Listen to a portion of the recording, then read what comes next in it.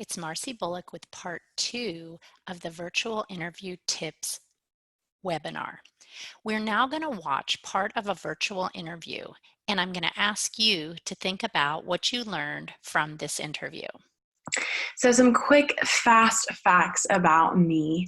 I am majoring in communications with a concentration in public relations and a minor in nonprofit studies.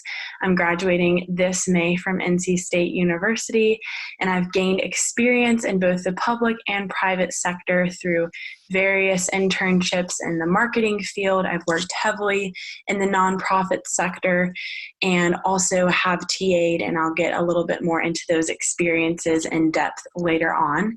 My Myers-Briggs is an ESFJ. I'm extroverted, sensing, feeling, and judgment. And then I am also just searching for a job in the communications field. I would love to also work in the nonprofit sector if possible, and I have some experience in higher education, so I'm really interested in that field as well. So diving a little bit deeper into my previous work experience, I am the current marketing and communications intern at Chorale Writing Academy. And so there I manage and post to the LinkedIn account. I pull Google Analytics to assist Chorale in achieving.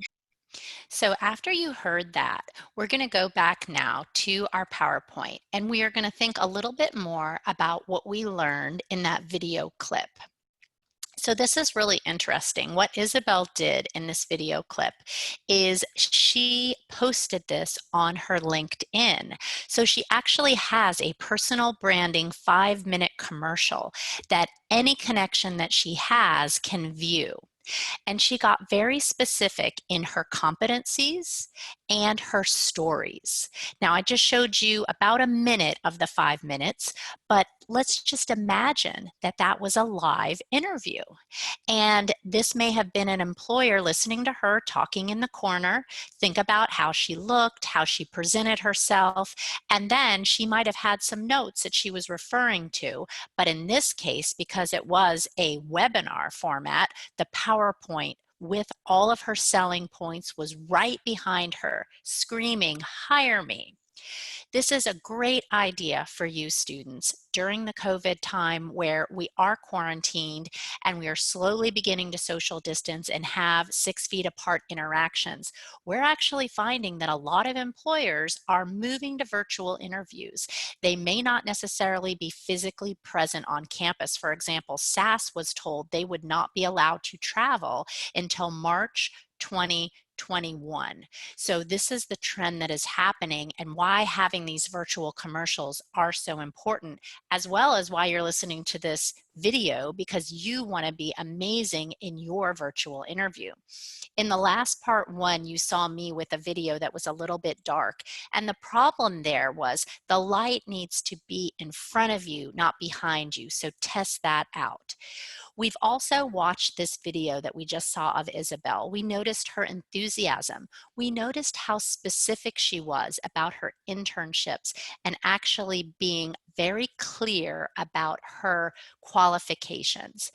I like to have color-coded note cards when I'm in a live virtual interview because that's kind of a cheat sheet, and I can glance down without any awkward pauses, and all of a sudden I remind myself of the story that I wanted to tell, and I can tell that story with all the detail and perhaps with a quantifiable outcome.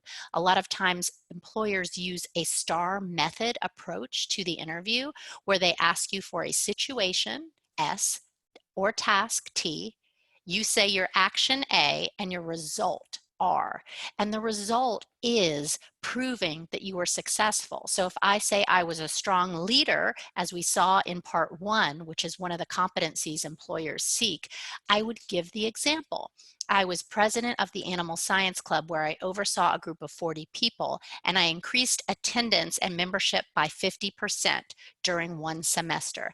That's a result, and that's very specific. So the key here is to practice, practice, practice.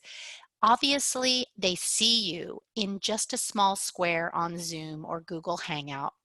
So your posture and your eye contact and the overall rapport you can develop, it's a little harder than when you can be in person and shake someone's hands. So be overly happy about being there. People can actually tell if you're smiling when you talk on the phone. Also, think about your grammar. Be careful with the way that you enunciate. If you have any filler words, you want to be intentional about deleting words like or or like, and that just comes with practice. You can record yourself on Zoom multiple times and watch it, and then you can delete the recording. So when you go for the live interview, you are prepared and confident. And I always tell students, as it says in this slide before, have your top 3 stories. Maybe it was the study abroad you went on, the internship project you had, or the summer job problem that you solved. The top 3 things that shaped you the most into the person that is sitting in front of that screen today. Be ready to illustrate those with relevant experiences and examples, and then wait for invitations to answer the question, sharing your stories. Does that make sense? So I know that one of my top stories is that I'm a creative problem solver, and I have my example ready.